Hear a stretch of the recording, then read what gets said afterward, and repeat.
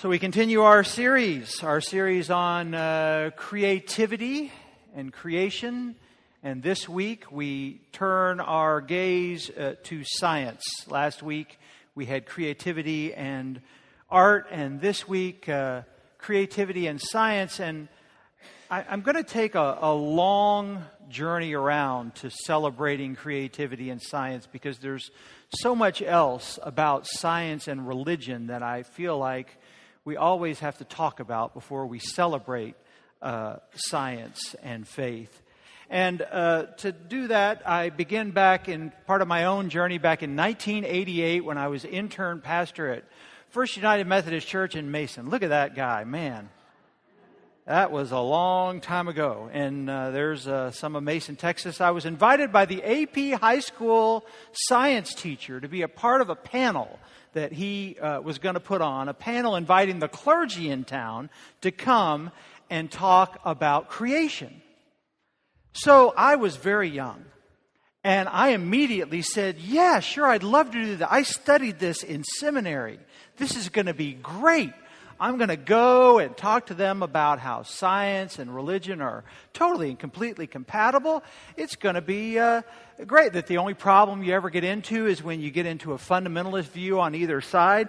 So the day arrived, and I took my place among the panelists, and I was seated at the far right hand, I believe. Yes, it was about 6 of us in the auditorium, and it wasn't just a science class. All sorts of people came.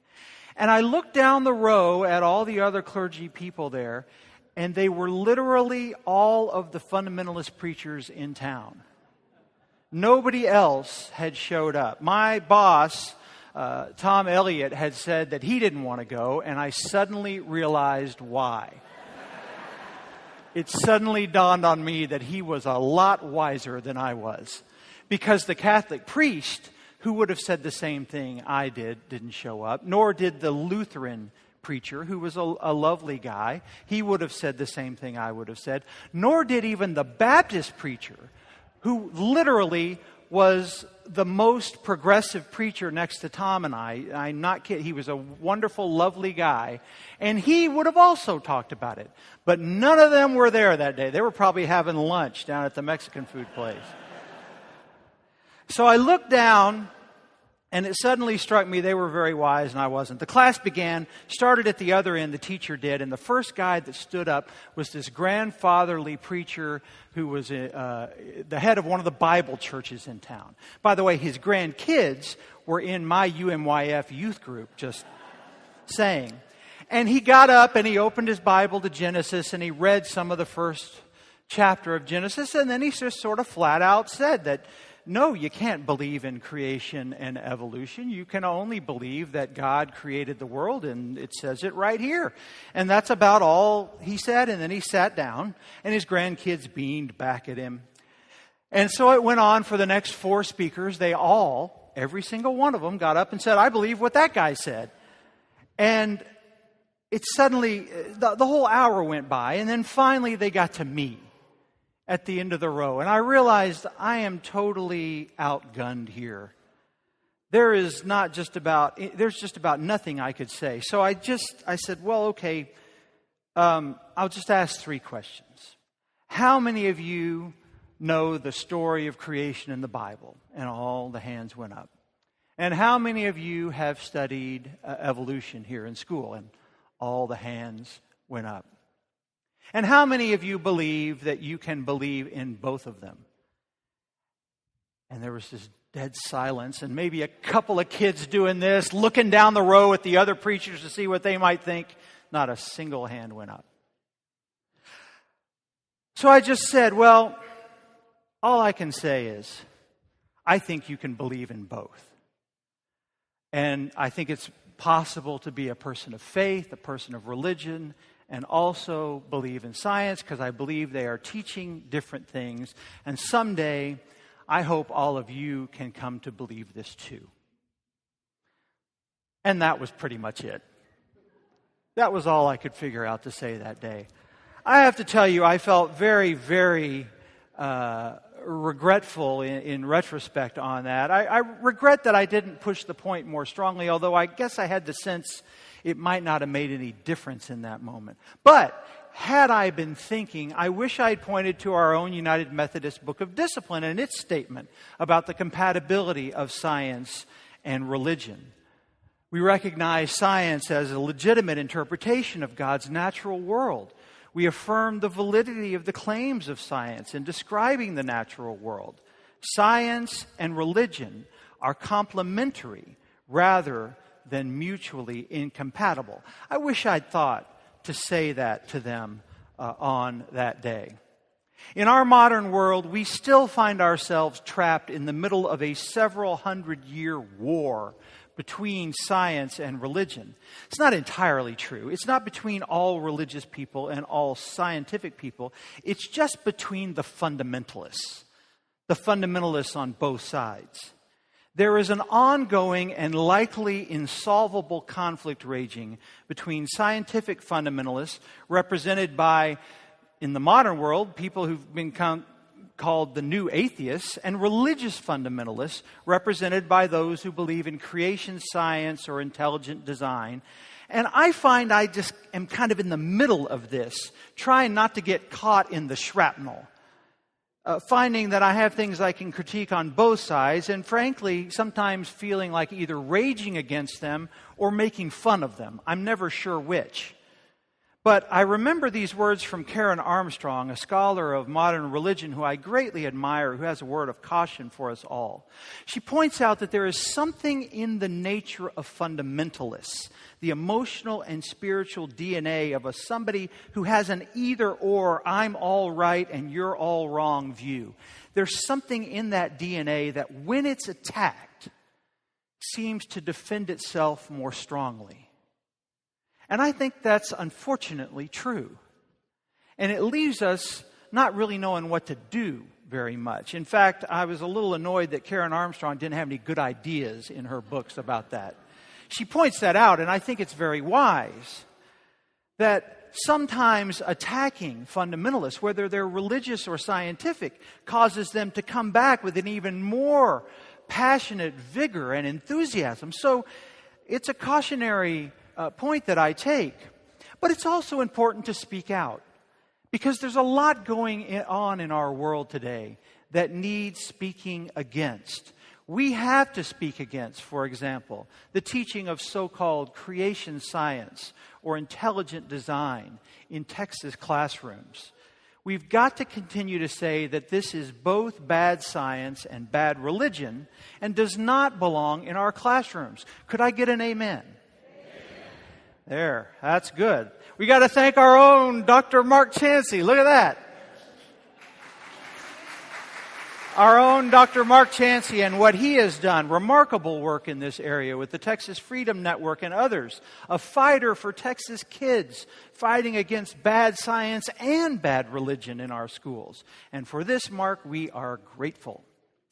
But it seems to me this fight must also be waged here in churches. We here have got to continue to push back against this idea that science and religion are at odds with each other. And so, in as gentle a way possible, I want to push back against religious fundamentalism and a literal six-day view of creation. I mean, there's no way around it that at the heart of creation science or intelligent design or whatever you call it, at the heart of it is the Genesis creation story. They say it's not sometimes, but it is.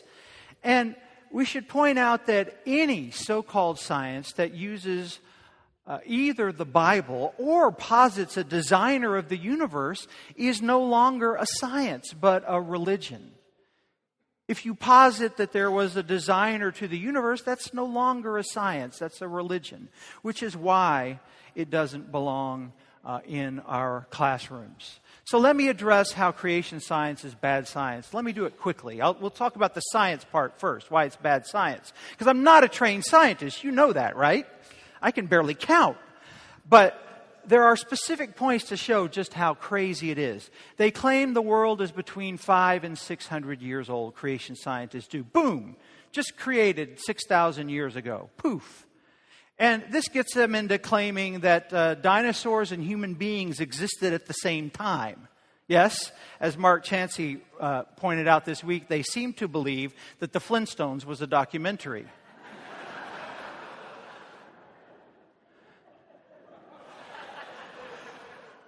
Look, there they are, the dinosaur and the people. And while that's funny, and that is funny, isn't it? Check out this picture. From the actual Creation Science Museum that shows a human girl sitting there next to that raptor dinosaur. Look at that. You know, the violent little raptors that ate everything they saw? Oh, she's just enjoying her day like it's her pet, and they're just hanging out together. Okay, so it's easy to poke fun at this, but it is bad science. And it can be proven that it's bad science by appealing to science itself. Theologian Langdon Gilkey made this point beautifully in an old book, 20-year-old book called Creationism on Trial. And he points out that at its core, creation science attempts to poke holes not only at evolution, but at all other science too. Because all the sciences hang together. All of them. Citing the work of Stephen Jay Gould, Gilkey reminds us that, quote, without this thesis of a universal process over eons of time, there simply is no modern science.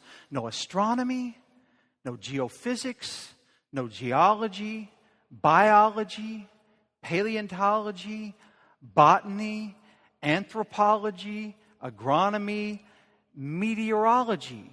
I mean, if you don't believe in evolution, then you can't believe in any of these other sciences either. You literally cannot believe in anything having to do with science if you don't believe in evolution, because they all hang together. They all use the same math. They all use the same formulas. They all use the same theory. It's not one little bad science over here and all the rest good over there. And so that has some implications. You better not get in an airplane, because half the science behind it clearly doesn't work. Better not take any medicine. Better not drive a car or use a computer.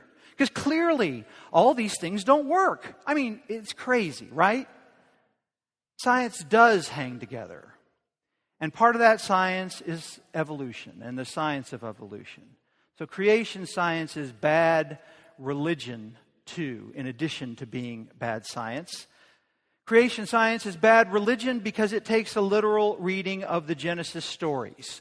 We talked about this a couple of weeks ago, but it's good to remind ourselves. Let us remember that in the creation stories there are three main characters. There is a man whose name is the man. There is a woman whose name is the woman. That's what they're called in the second chapter of Genesis. They're called the man and the woman. Anytime you have a character whose name is the man and the woman, you're probably not talking about real historical figures, don't you imagine? You're probably talking about archetypal ones, yes? Archetypal ones that speak to all of humanity. And then, of course, there's my favorite character, the talking snake. I talked about the talking snake a lot a couple of weeks ago. Remember, the Bible never says it's the devil or Satan or anything like that. It just says it's a talking snake in the garden. Here's something to think about. Don't you imagine that even the most ancient people, when they read a story that there was a talking snake, said, I bet I shouldn't take that literally. Think about it. Think about it for just a moment. Even the most ancient people would have understood that this talking snake was a metaphor, not a real snake in a real garden 6,000 years ago.